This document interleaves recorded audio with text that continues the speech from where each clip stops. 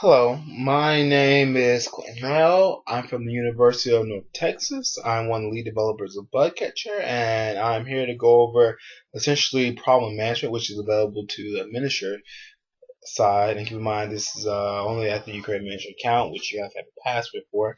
But problem management essentially gives you the power to be able to add problems to the system and actually manage them. So let's go through the idiosyncrasies and abilities to create a problem and manage them. With your problem, we access our administrator page. Access, go to administrator page and click problem management. Create a problem. And we like this because it's pretty straightforward and allows us to create very robust problems and be able to create our own custom problems developed for our competition that fits our needs. So this is essentially our page.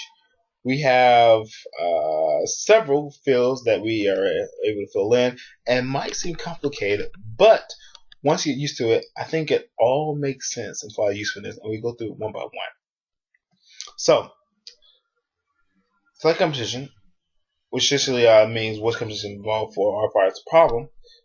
We need to unlock the form. Once we unlock the form, we are able to actually edit the problem, or as far as create our own problem. So we unlock form, and by editing problem, we set all data. Now, the reason why we add this is that we're able to copy pre-existing problems for modification.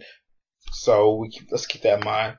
So essentially, once you unlock this form, we are able to modify it. So let's create a very, very, very simple problem. The infamous one that's very popular in the computer science world is the Hello World problem. The problem name is Hello World. The file name, since there's a file name directly accepted for problems, Hello World, language Java. And currently we say the default should be Java, but later versions will have other languages available. Description, the program takes input and outputs hello, and let's do this input, right? So let's paste some code in, and this is normal syntax with Java, but this doesn't take any input in. So let's move world, right? Now you might have space here, add hello space input. So let's keep a space here too, so we don't confuse the user, and we add plus and arg0, which is actually the input for hello world. And our tooltip, we're going to just keep it just to demonstrate purpose. Tooltip, example input, which we don't have enabled yet, but it should be enabled in the near future. But essentially, this would be when you hover over your example input, it'll show you this information. Let's just say example information, so just testing, and for example output, and our test input for this test, we're going to run automatically. Let's call it test. Actually, let's do hello world. This is a very easy problem, but maybe not at all. Let's check out difficulty.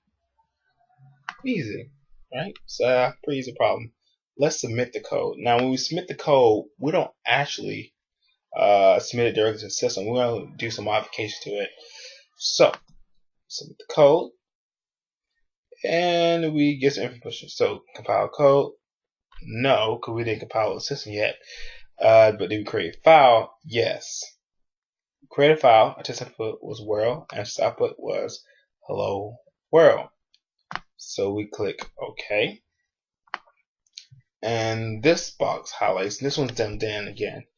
And in this section, our goal is to add some bugs into the code. And once we add the bugs, we load it. So let's add some bugs. So one new innovation that we're able to add broken lines to it. So we could do something like print ly or print some other thing, but let's keep it simple.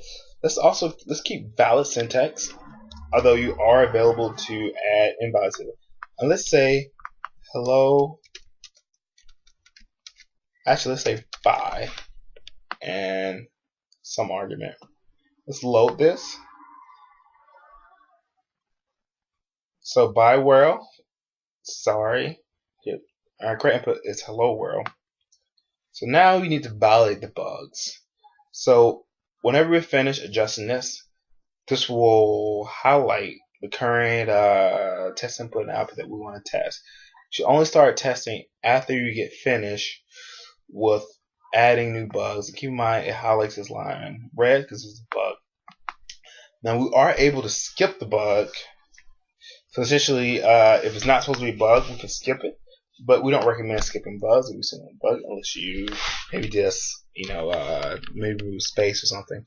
But we don't recommend skipping unless you're sure to skip it, because you have a chance to create impossible problem to solve.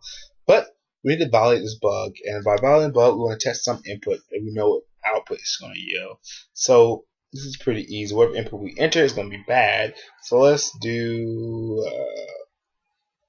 by world, which you know from the previous example above that it's going to say by world instead of hello world. And let's test this problem.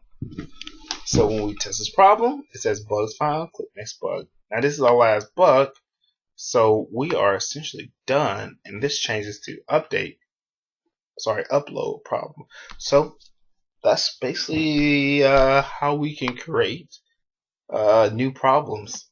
When we click upload problem, it tells you, are you sure you like to add this problem? Note, you can create a problem that's unsolvable, but be sure to test your problem. So click OK.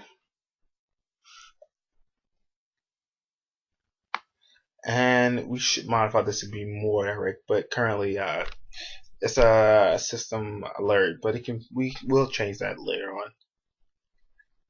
So we added a new problem, and we can click on problem management. So all the problems we added, and we have two hello worlds. The one we just created was easy. It's not very easy. Now, one thing that we haven't implemented we should is that when you create a problem, we recommend you click rebuild problem. So rebuild problem will actually build it into the proper format that's for the competition.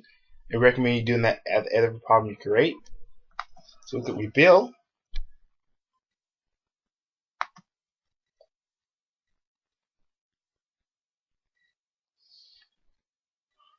It rebuilt the problem. So now we're ready to go and add this problem. Now your problems are only available to you and not available to anyone else. We're going to add a way so you can elevate up problems, but currently once you create a problem, it's only available to your administrator, not to anyone else. But keep in mind, we can still click more information. We can see the problem we added before previously. We can view the source, the correct input, review the bad input, and we can work forward from there. Now, we had a way to fix the copy problem, but we found that it would be a little bit more complicated for people. But we can, in our system, allow you to override copies. So essentially, you create a new problem. And that's the basic